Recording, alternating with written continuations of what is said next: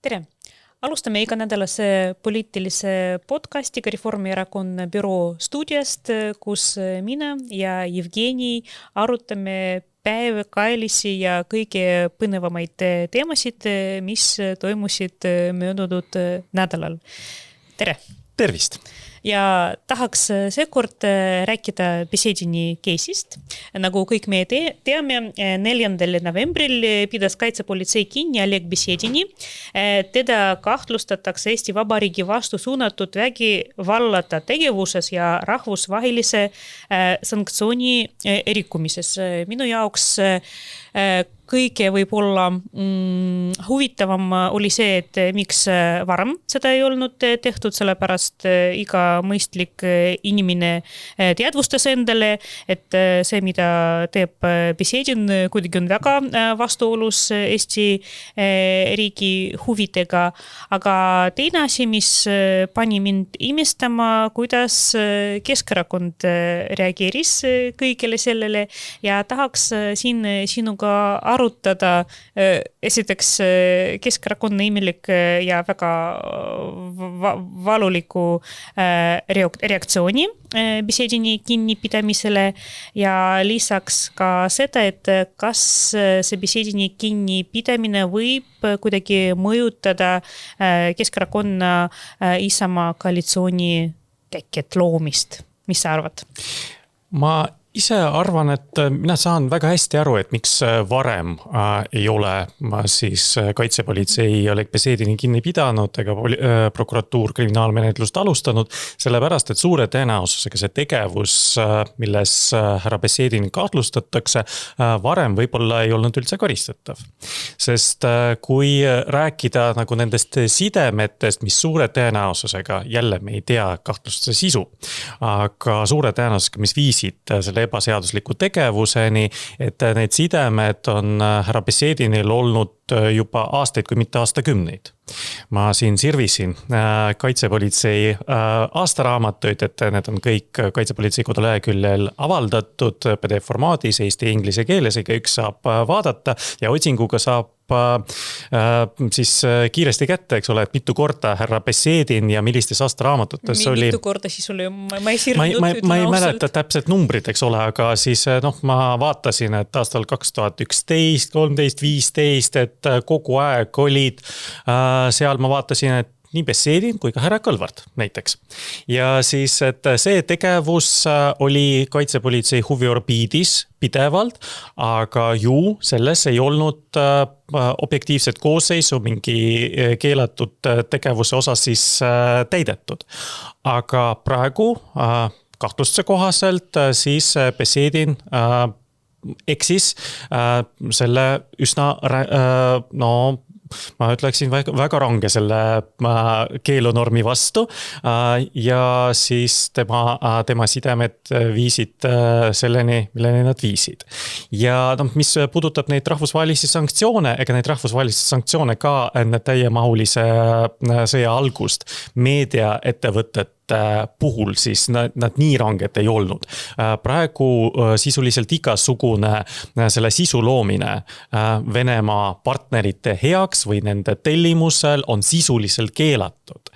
Me võime loomulikult nagu pikalt rääkida, mida see sanktsiooniakt täpselt tähendab, aga kui väga nüüd üldiselt kokku võtta, et seal on ju keelatud igasugune siis koostöö. Aga see koostöö on härra Besedini jaoks olnud vähemalt enne selle sanktsiooni akti kehtestamist nagu põhiliseks, mul on vähemalt nagu selline mulje jäänud, põhiliseks nagu tegevus allikaks, et ta kogu aeg seda tegi. Et siis ma oletan jälle, et see on minu hüpotees, et ta lihtsalt jätkas seda ka pärast selle sanktsiooniakti kehtestamist ja selles oli probleem. Lihtsalt ei pööranud tähelepanu, et midagi seadusandluses on muutunud vahepeal. Või siis teadlikult ignoreeris. See on ka võimalik. Ma arvan, pigem see teine variant siin. Jah, et mõlemad jah, et natuke teades, eks ole, härra Besedini isiku, et ega ma ei usu, et ta on kõige suurem ekspert, eks ole, nende teemadel, et jah, nii see on. Aga see teine, see kõige raskem koosseis, et see Eesti Vabariigi vastu suunatud tegevus, see tähendab seda, et kusagil peab olema nagu see välisvaenlane. Ja see välisvaenlane peab andma konkreetseid ülesandeid üldjuhul. Et siis seal peab olema keegi kas välismaalane või välisriigi või organisatsiooni heaks tegutsev isik, kes siis ütleb, mida peab tegema. Ja jällegi, et ma loodan vähemalt, et selle kriminaalmenetluse raames me saame ja avalikkus üldse saab informatsiooni, et milles see keelatud tegevus seisnes, aga igasugune ka selles mõttes täiesti süütuks näiv tegevus, kui selle eesmärgiks on siis tekitada kahju Eesti Vabariigile ja selle territoriaalsele terviklikkusele, näiteks sõltumatusele, suveräänsusele ja see tehakse nüüd mingi välisvaenlase tellimusel või siis suunamisel, et igasugune selline tegevus on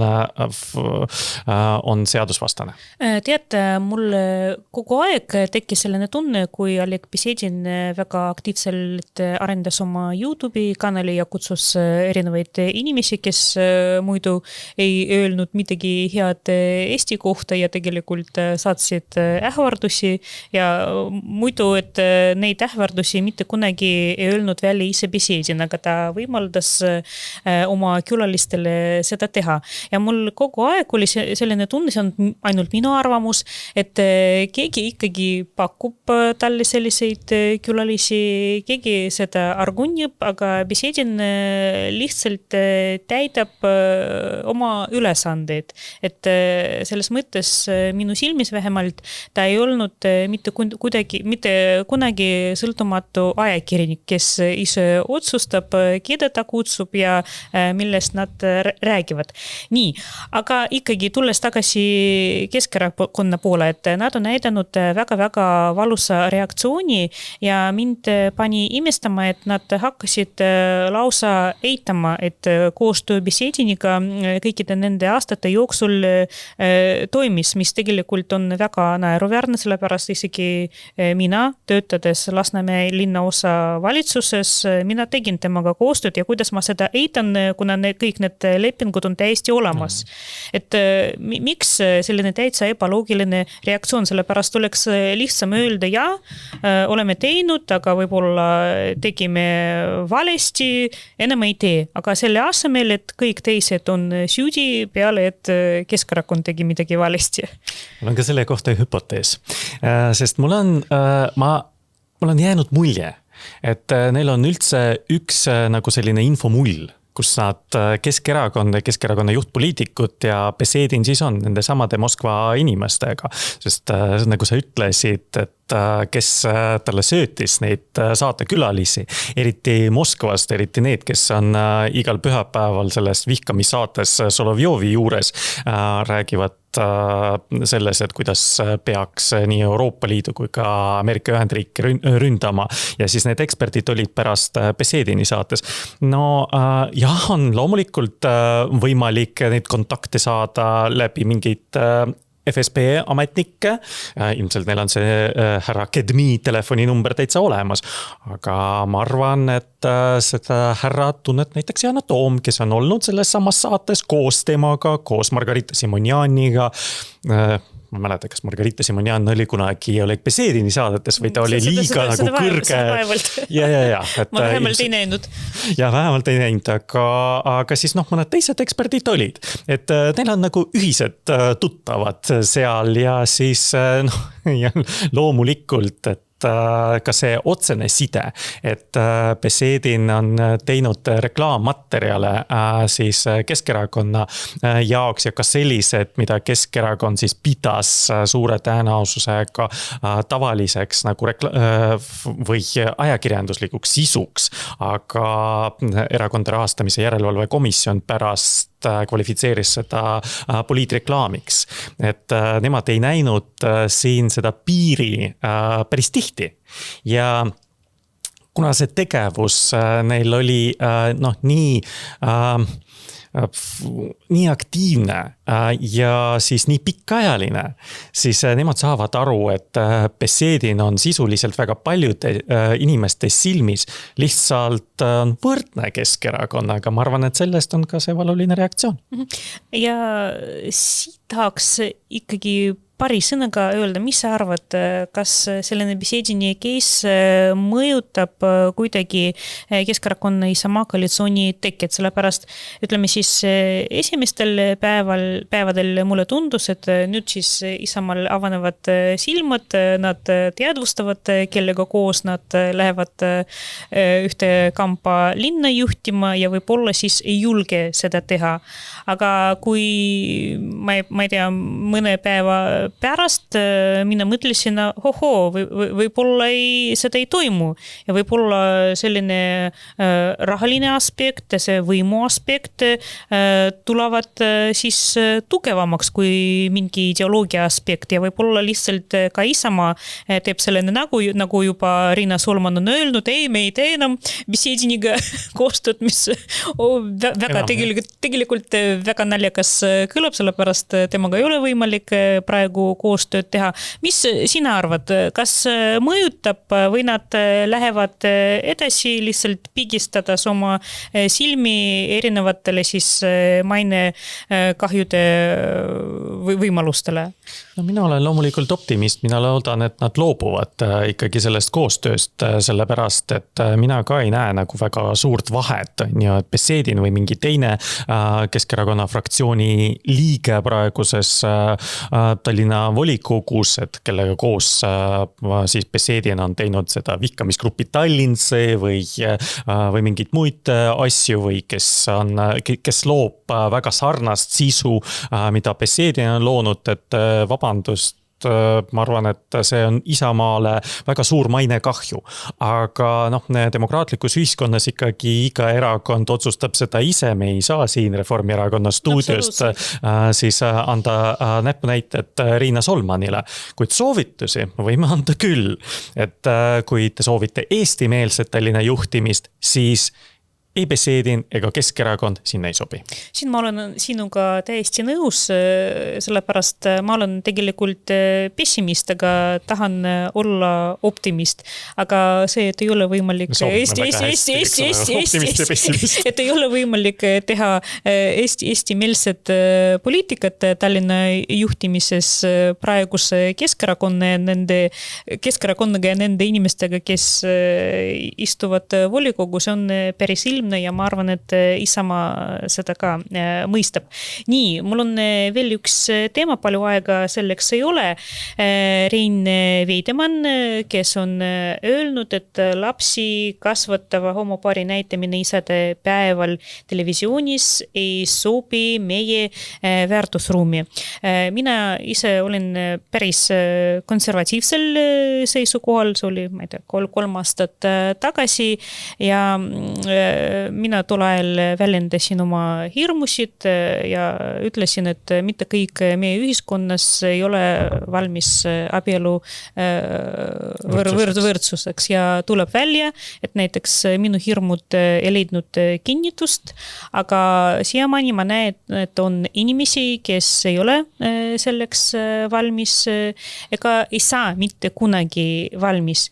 Ja mõistagi see Veidemanni arvamus tekitas päris suurt skandaali meie ühiskonnas, et paljud nõuavad tema tagasiastumist ja tegelikult minu jaoks tema väljaütlemine oli väga kohatu. Ta ei pidanud nii öelda, sellepärast ma arvan, et ta solvas inimesi, ta solvas nende lapsi ja tahtsin küsida ka sinu arvust. Miks sina arvad, et siiamaani ühiskonnas ikkagi selline talumatus selle suhtes, et inimesed on erinevad, nad saavad valida, keda nad armastavad, kellega nad loovad pere.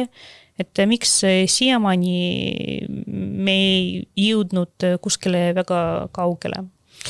Ma ausalt öeldes ei ole valmis siis tõdema, et ühiskond tervikuna on härra Veidemaniga samal arvamusel. No õnneks mitte. Õnneks mitte jah, sest vaadates seda pahameeletormi, mis sotsiaalmeedias ja väga paljudes meediakanalites pärast puhkes, siis minu arvates just Eesti ühiskonnas on need väärtushinnangud enam-vähem paigas. Samas ma lugesin ka Postimehe juhtkirja selle kohta, mis oli Veidemani toetav ja kus oli ka kirjas, et ärge ronige, eks ole, oma lipude ja plagudega siis meie pubisse, kus me vihkame. Ei, see ei ole loomulikult õige ega normaalne, sellepärast, et erinevusi tuleb aktsepteerida. See, et ma ei tea, 20-30 aastat tagasi võib-olla oli raske ette kujutada, et on olemas kuskil selline perevorm, kus on kaks samasoolist inimest kasvatavad koos. Lapsi ei tähenda seda, et me täna aastal 2025 euroopalikus kultuuri ja läänelikus kultuuriruumis, kus me oleme, et see on meie jaoks probleem. Ma mäletan, et Rein Veidemann oli meil Arnold Rüütli siis speechwriter omal ajal ja siis kui Eestisse saabus esimene kõrge diplomaat, erakorraline täievoliline suursaadik ühest Euroopa Liidu liikmesriigist, kellel oli samast soost siis abikaasa, minu teada oli ta abikaasa ja siis olid väga suured probleemid, et kuidas me Arnile, eks ole, siis meie riigi peale siis tutvustame seda suurepärast perekonda. Ja see oli selline protokolliline probleem, et siis mitte tekitada mingisuguseid piinlikke situatsioone. Tänapäeval saabub siia näiteks Saksa Liitvabariigi uus suursaadik, kellel on samast soost partner kaasas, kutsuvad mind lõunasöögile näiteks ja siis minu jaoks üldse ei ole mingi üllatus. Et meil on Saksa suursaadik, kelle elukaaslane, registreeritud elukaaslane on sama meesterahvas. Et selles mõttes, et siin mingi üllatusmoment küll enam nagu tekkida ei saa ja mida me siis taotleme, et või mida Veidemann nagu taotleks, et ERR üldse ignoreeriks, et ühiskond Eestis, Euroopas, maailmas on kuidagi muutunud. Kas see on normaalne, kas see on õige ERR-ile? Mina ka ei saanud aru, mida ta taotleb, sellepärast ühe saade siis kohaselt ei ole võimalik hinnata kogu spektrumi, sellepärast ikkagi ERR peab näitama meie ühiskonna mitmekesisust. Ja ta ei saa sellega hakkama ja siis selle juhtkonna tasemelt ei saa sellega hakkama, sellepärast et siis tänu sellele skandaalile mine avastasin, et ERR-i nõukogusse kuulub 10 inimest ja kuidas arvad, et mitte ühtegi naist, täpselt, et kõik on nagu keskealised mehed seal. No jah, et selles mõttes, et mina pean olema õnnelik, et ilmselt nagu minu siis kuidagi nägemus siis ühiskonna probleemidele on seal väga hästi esitatud, aga sorry, et see ei ole see, mida ma ootan. Selge, aga sellega, mis siis lõpetame, selliseks on kujunenud selline nädal ja vaatame, mida toob meile huvitavad ja põnevad järgmine nädal, siis kohtumiseni järgmisel nädalal. Kohtumiseni.